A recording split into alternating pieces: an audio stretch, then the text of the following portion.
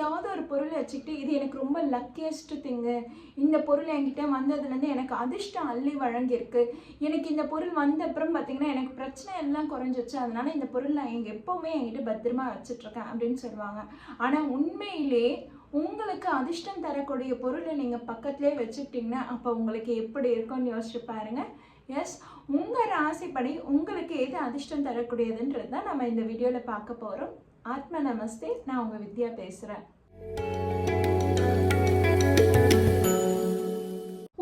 ராசிக்கும் ஒவ்வொரு பொருள் அதிர்ஷ்டத்தை கொடுக்குங்க. அந்த வகையில் முதல் ராசியான மேஷ ராசிக்கு பார்த்தீங்கன்னா செப்பு அதிர்ஷ்டத்தை கொடுக்கும். இந்த செப்பில் மோதிரம் செஞ்சு போட்டுப்பாங்க. இருந்தாலும் நீங்கள் ஒரு செம்பில் சொம்பு வாங்கி அதை நீங்கள் உங்களுடைய பூஜை ரூமில் வச்சு வழிபாடு பண்ணுங்க. இறைவனுக்கு வழிபாடு பண்ணும்போதெல்லாம் அந்த செம்பில் புது தண்ணீரை வச்சு நீங்கள் தினசரி வழிபாடு பண்ணும்போது உங்களுடைய வாழ்க்கையில் நல்ல வளமான எதிர்காலம் ஏற்படும். அதே மாதிரி பார்த்தீங்கன்னா உங்களுக்கு ஏற்படக்கூடிய தடங்கள் எல்லாமே நிவர்த்தி ஆகுங்க. அதனால நீங்கள் எப்பெல்லாம் நீங்கள் பூஜை ரூமுக்கு போய் இறை வழிபாடு மேற்கொள்றீங்களோ அப்பெல்லாம் தினசரி அந்த செம்பு சொம்பில் நீங்கள் தண்ணீரை வச்சு வழிபாடு பண்ணுங்க. அந்த புது தண்ணீர் உங்களுக்கு நல்ல புத்துயிர் கொடுக்கும். கண்டிப்பாக உங்கள் வாழ்க்கையில் இருக்கிற தடங்கள் எல்லாமே விலகுங்க. அதே மாதிரி ரிஷப ராசியினருக்கு எது அதிர்ஷ்டம் தரக்கூடியதுன்னா கண்டிப்பாக உங்களுக்கு சங்கம் ஸ்படிக மாலையும். இந்த சங்கம் ஸ்படிக மாலையிலும் உங்கள் பூஜை ரூமில் வச்சு வழிபாடு பண்ணுங்கள். நீங்கள் மெடிடேஷன் பண்ணுறவராக இருந்தால் அந்த ஸ்படிக மாலையை வச்சு நீங்கள் ஜபம் பண்ணுங்கள். அப்படி ஜபம் பண்ணிட்டு வரும்போது பார்த்தீங்கன்னா உங்களுக்கு தனம் தானியம் நல்லாவே பெருகுங்க. ரிஷப ராசினர் இருக்கும் இடம் எப்பவுமே குதூகலமாக தான் இருக்கும், எப்பவுமே ரொம்ப சந்தோஷமாக தான் வச்சுப்பீங்க. இன்னும் இந்த பொருட்களை நீங்கள் பயன்படுத்திட்டு வரும்போது பார்த்தீங்கன்னா உங்களுக்கு இன்னும் நல்ல செல்வம் செழிக்கும். இன்னும் நீங்கள் நல்ல ஆரோக்கியத்தோட நல்ல மேம்பாட்டோட உங்களுடைய வாழ்க்கையை அமைச்சுப்பீங்க. அதனால் ரிஷப ராசியினர் சங்கும் ஸ்படிக மாலையும் நீங்கள் பயன்படுத்திட்டு வாங்க. அடுத்ததான் மிதுன ராசியினருக்கு பார்த்தீங்கன்னா பச்சை பட்டு துணி இதுதாங்க பயன்படுத்தணும். முடிஞ்ச அளவுக்கு எங்கெல்லாம் நீங்கள் பயன்படுத்த முடியுமோ அங்கெல்லாம் பச்சை பட்டு துணியை பயன்படுத்திக்கோங்க. இறை வழிபாடு பண்ணும்போது அட்லீஸ்ட் ஒரு சின்ன பிட்டு துணியாவது வாங்கி உங்கள் மேலே நீங்கள் வச்சுக்கிட்டு நீங்கள் இறை வழிபாடு பண்ணுங்கள். இது உங்களுக்கு பேர் அதிர்ஷ்டத்தை ஏற்படுத்தி கொடுக்கும். மிதுன ராசினர் பொதுவாகவே நல்ல பேச்சு திறமை கொண்டவங்க. இவங்களுக்கு இன்னும் நல்ல அந்த அறிவு மேம்படும்.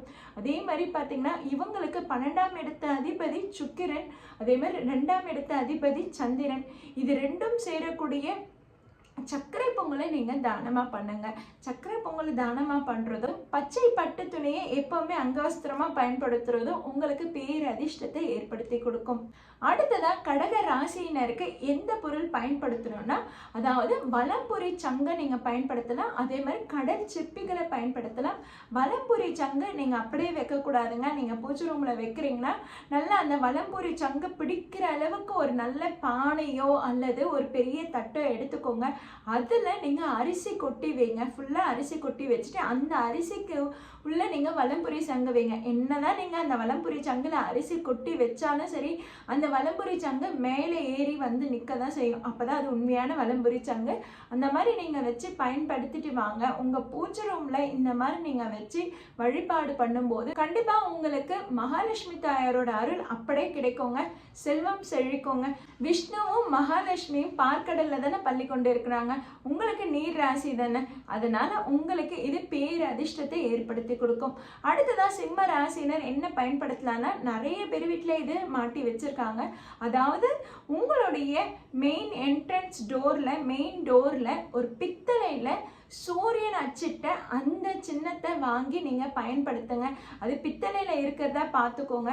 அது நீங்கள் உங்களுடைய மெயின் வாசலில் நீங்கள் மாட்டி வைக்கும்போது உங்களுக்கு கண்டிப்பாக தடைகள் எல்லாமே நிவர்த்தி ஆகுது. புது வாய்ப்புகள் எல்லாமே உருவாக்கி கொடுக்குது.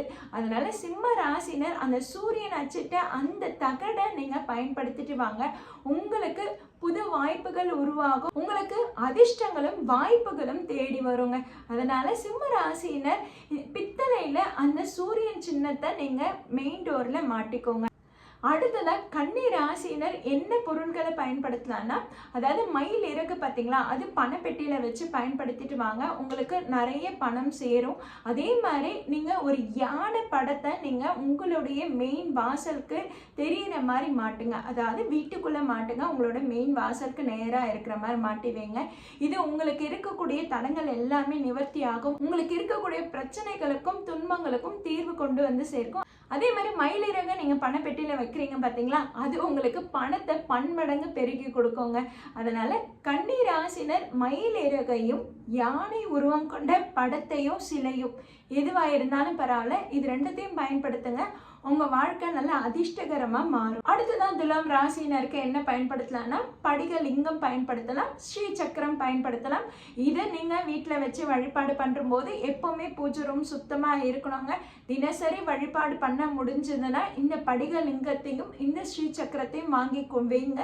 இதை வாங்கி வச்சு வழிபாடு பண்ணீங்கன்னா கண்டிப்பா உங்க வாழ்க்கை ஓஹோன்னு முன்னேறும், நல்ல மாற்றம் நீங்க காணலாம். ஆனா இதை நீங்க வாங்கி பயன்படுத்துறீங்கன்னா நீங்க எப்பவுமே பூஜை புனஸ்காரத்துல கரெக்டா இருக்கணும், அடிக்கடி வீட்டை பூட்டிட்டு ஊருக்கு ஓடிடக்கூடாது, சரிங்களா?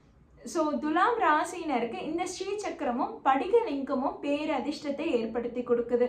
அடுத்ததான் விருச்சிக ராசினருக்கு பித்தளைய வேலும் செம்பல காசும் வச்சு பயன்படுத்திட்டு வாங்க. அதாவது என்னன்னா, நீங்க எங்க போனாலும் சரி, இதை நீங்க பூஜை ரூம்ல தான் வைக்கணும்லாம் இல்லை, வேலை நீங்க எங்க போனாலும் எடுத்துட்டு போங்க. அதே மாதிரி செப்பு காசு எப்போ ஒண்ணுமே உங்களுடைய பாக்கெட்ல வச்சுக்கோங்க, இது உங்களுக்கு பணத்தை அதிகமா ஏற்படுத்தி கொடுக்கும். அதே மாதிரி பாத்தீங்கன்னா உங்களுக்கு தேவையில்லாத பயமும் குழப்பமும் எப்பவுமே இருக்கும் பாத்தீங்களா விருச்சிக ராசினருக்கு, அது எல்லாமே சரியாயிடும். ஏன்னா உங்க ராசி அதிபதி செவ்வாய் தானே, அந்த செவ்வாயை நம்ம பாசிட்டிவா ஆக்டிவேட் பண்றோம், அது உங்களுக்கு நல்ல தைரியத்தையும் நல்ல ஆரோக்கியத்தையும் ஏற்படுத்தி கொடுக்குது. இது ரெண்டுமே இருந்தாலே போதும், நீங்க நல்ல நிம்மதியா வாழ்வீங்க. அதனால விருச்சிக ராசினர் பித்தளையில வேல் வாங்கி வச்சுக்கோங்க. அதே மாதிரி செப்பு காசை பயன்படுத்துங்க. செப்பு காசு பழைய காலத்துல நிறைய இருந்தது, இப்போ மற்ற நாட்டோட காசெல்லாம் இருக்குது, நீங்க அதை ட்ரை பண்ணி பாருங்க, உங்களுக்கு கண்டிப்பா கிடைக்கும். அந்த மாதிரி செப்பு காசு கிடைச்சதுன்னா அது எப்பவுமே நீங்க பேண்ட் பாக்கெட்ல போட்டு வச்சுக்கோங்க, கண்டிப்பா உங்களுக்கு பண வரவு அதிகரிக்கும். அடுத்ததான் தனுசு ராசினருக்கு பீரோல குபேர சிலை வாங்கி வைங்க. அது நல்ல மஞ்சளா இல்ல கோல்டன் கலர்ல இருக்கிற மாதிரி பார்த்துக்கோங்க. அப்படி குபேர சிலை வாங்கி வைக்கிறதும் அதே மாதிரி ருத்ராட்சம் அணிறதும் பார்த்தீங்கன்னா உங்களுக்கு நல்ல அதிர்ஷ்டத்தை ஏற்படுத்தி கொடுக்குங்க. அதாவது தனுசு ராசினர் பீரோலையும் சரி இல்லை பூஜை ரூம்லையும் சரி குபேர சிலை வச்சு வழிபாடு பண்றதும் அதே மாதிரி ருத்ராட்சம் அணிறதும் பார்த்தீங்கன்னா அவங்களுக்கு புது புது வாய்ப்புகளை ஏற்படுத்தி கொடுக்கும். எப்பவுமே தனுசு ராசினருக்கு ஏதாவது ஒரு தடங்களோ இல்லை சேலஞ்சஸோ வந்துட்டே இருக்கும் வாழ்க்கையில, எப்பவுமே ஏதோ ஒரு சேலஞ்ச் அக்செப்ட் பண்ணிக்கிற மாதிரி தான் உங்களோட லைஃப் இருந்துட்டே இருக்கும். அதனால இந்த ருத்ராட்சம் அணியும் போது பார்த்தீங்கன்னா அத்தனை தடங்கல்களும் நிவர்த்தி ஆகும், அத்தனை சேலஞ்சிலையும் வெற்றி பெற்று வெளியேறி வருவீங்க. அதனால நீங்க இந்த ருத்ராட்சம் அணிஞ்சு நீங்க வெளியே போகும்போதும் முக்கியமான முடிவுகளை எடுக்கும் போதும் பார்த்தீங்கன்னா அது உங்களுக்கு சக்சஸ் ஆகும். அடுத்ததான் மகர ராசினர் என்ன பயன்படுத்தலாம்னா, குதிரை லாடம், இரும்பால் செய்யப்பட்ட குதிரை லாடம் உங்களுக்கு ரொம்ப அதிர்ஷ்டத்தை ஏற்படுத்தி கொடுக்கும். இது வீட்டு நிலை வாசல்ல மாட்டணுங்க, அதாவது வீட்டுக்கு வெளியில உங்களுடைய மெயின் டோருக்கு மேல நீங்க மாட்டுங்க. இரும்பு சனிக்குரிய காரகம், இது உங்களுக்கு நல்ல அதிர்ஷ்டத்தை ஏற்படுத்தி கொடுக்கும், புது வாய்ப்புகளை உருவாக்கி கொடுக்கும், ரொம்ப பாதுகாப்பாகவும் இருக்கும். நல்ல அரணா இருக்கக்கூடிய குதிரை லாடம், முக்கியமா குதிரை லாடம் எப்படி நீங்க பயன்படுத்தணும்னா, புதுசா நீங்க போய் கடையில வாங்கிட்டு வந்து நீங்க மாட்டக்கூடாதுங்க. ஏற்கனவே குதிரை பயன்படுத்தி இருக்கும் பாத்தீங்களா, குதிரை பயன்படுத்தி கழட்டி போட்டிருப்பாங்க பாருங்க, அந்த குதிரை லாடை அடிக்கிற இடத்துல போய் நீங்க அதை எடுத்துட்டு வாங்க. அப்படி எடுத்துட்டு வந்து நீங்க பயன்படுத்தும் போது அது உங்களுக்கு அதிர்ஷ்டத்தையும் தரும், அதே மாதிரி பெரும் பாதுகாப்பையும் தரும், அது உங்களுக்கு புது வாய்ப்புகளையும் உருவாக்கி கொடுக்கும். அதனால மகர ராசினருக்கு இந்த குதிரை லாடம் என்பது பேரதிர்ஷ்டத்தை கொடுக்குதுங்க. அடுத்ததான் கும்ப ராசினருக்கு படிகார கல் வாசல்ல நம்ம கட்டி வைப்போம் பாத்தீங்களா, அது உங்களுக்கு அதிர்ஷ்டத்தை தரும். அதே மாதிரி கருங்காலி மாலை, கருங்காலி மாலையை நீங்க பயன்படுத்துறதும் உங்களுக்கு நல்ல அதிர்ஷ்டத்தை உருவாக்கி கொடுக்குங்க. அதனால கும்ப ராசினர் கருங்காலி மாலையோ பிரேஸ்லெட்டோ பயன்படுத்திக்கலாம். அதே மாதிரி பாத்தீங்கன்னா உங்க வீட்டுக்கு நிலைவாசலுக்கு முன்னாடி நீங்க படிகார கல்லை கட்டி வைங்க. கண்டிப்பா உங்களுக்கு வரக்கூடிய பிரச்சனைகள் துன்பங்கள் எல்லாமே அது அழகா அந்த நெகட்டிவ் எனர்ஜி எல்லாத்தையும் அது இழுத்துக்கும், கிரகிச்சு இழுத்து அதை செதைச்சு வெளியேற்றிடும். அதனால உங்க வீட்டுல எந்த ஒரு நெகட்டிவ் எனர்ஜியும் அண்டாது, உங்களுக்கு நல்ல பாதுகாவலனா இருக்குது. கும்ப ராசினர் கண்டிப்பா நீங்க படிகார கல்லையும் கருங்காலி மாலையும் பயன்படுத்துங்க. இது உங்களுக்கு அதிர்ஷ்டத்தை ஏற்படுத்தி கொடுக்கும். அடுத்ததா மீன ராசினருக்கு என்ன பயன்படுத்தணும்னா தட்சிணாமூர்த்தி வழிபாடு பண்ணுங்க. அதே மாதிரி தட்சிணாமூர்த்தி படத்தை பூஜை ரூம்ல வச்சு நீங்க வழிபாடு பண்றதும், அதற்கு பக்கத்துல பித்தளை சொம்புல தண்ணி வச்சு வழிபாடு பண்ணுங்க. இது உங்களுக்கு நல்ல அதிர்ஷ்டத்தை ஏற்படுத்தி கொடுக்குங்க. உங்களுக்கு இருக்கக்கூடிய துன்பங்கள், பிரச்சனைகள், உங்களுக்கு இருக்கக்கூடிய தடங்கல்கள் எல்லாத்தையும் அதை நிவர்த்தி பண்ணுது. உங்களுக்கு எந்த மாதிரியான வேண்டுதல் இருந்தாலும் சரி, உடனே பித்தளை சொம்புல புது தண்ணி பிடிச்சிட்டு தட்சிணாமூர்த்தி படம் முன்னாடி போய் நின்று நீங்க உங்களுடைய வேண்டுதலை வைங்க. அதை அப்படியே நிறைவேற்றி கொடுப்பாரு. ஒவ்வொரு ராசிக்கும் என்னென்ன அதிர்ஷ்டம் பொருள்னு சொல்லிட்டேன். நீங்க இதை உங்க வாழ்க்கையில எந்த அளவுக்கு பயன்படுத்துறீங்களோ அந்த அளவுக்கு உங்க வாழ்க்கை நல்ல மாற்றமா முன்னேற்றமா ஏற்படுத்துங்க. பயன்படுத்திக்கோங்க.